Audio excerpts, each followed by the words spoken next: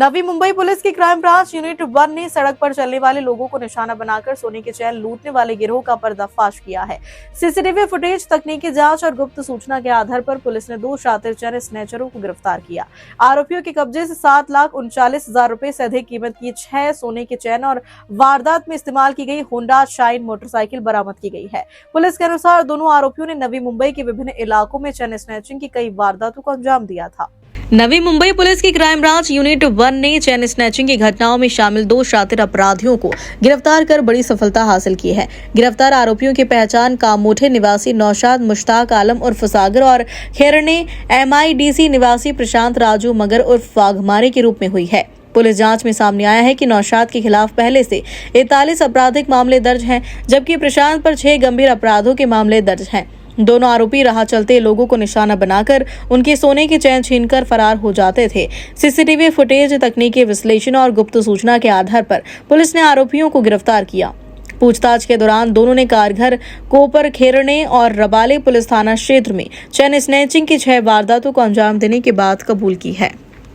नवी मुंबई पुणे शाखा कक्ष 1 या कक्षाने सोनसाखळी चोरीचे 2 आरोपी दिनांक 18 तारखेला अटक करून 6 चेन स्नॅचिंगचे गुन्हे उघडकीस आणलेले आहेत। यातला जो आरोपी क्रमांक 1 आहे नौशाद मुस्ताक आलम उर्फ सागर, याच्यावरती एकूण 41 गुन्हे दाखल आहेत।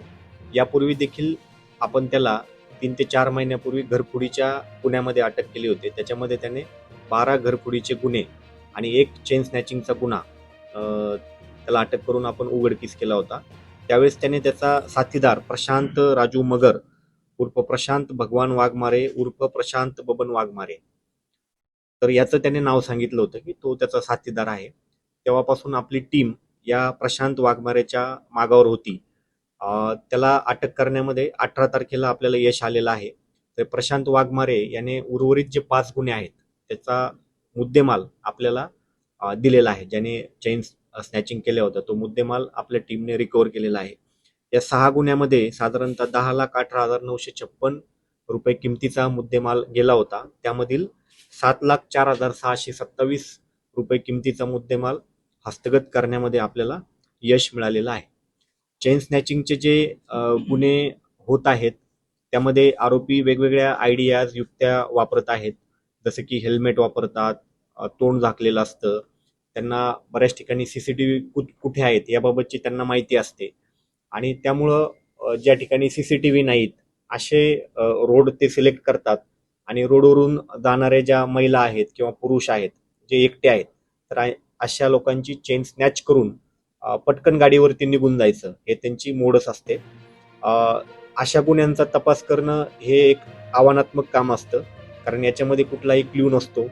सीसीटीव्ही फुटेज जरी आपल्याला मिळालं तर त्याच्यामधून चेहरा दिसत नाही, तर त्यामुळं जोपर्यंत आपल्याला त्या व्यक्तीचा चेहरा दिसत नाही किंवा त्याची ओळख पटत नाही तोपर्यंत आपल्याला ते सीसीटीव्ही चेकिंग करावे लागतात त्यांच्या रूटनुसार आणि मग एखाद्या सीसीटीव्ही मध्ये आपल्याला क्ल्यू मिळतो आणि मग त्या क्ल्यूवरून आपण पुढं तपास करतो, टेक्निकल तपास करतो आणि त्याच्याद्वारे आपण हे गुन्हे उघडकीस आणतो।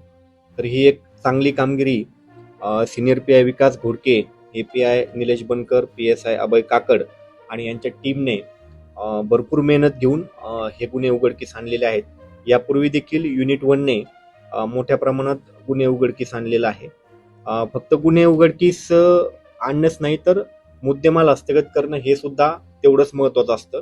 तर त्याच्यामध्ये पण साधारणतः 70% मुद्देमाल या गुन्ह्यातला त्यांनी रिकव्हर केलेला आहे।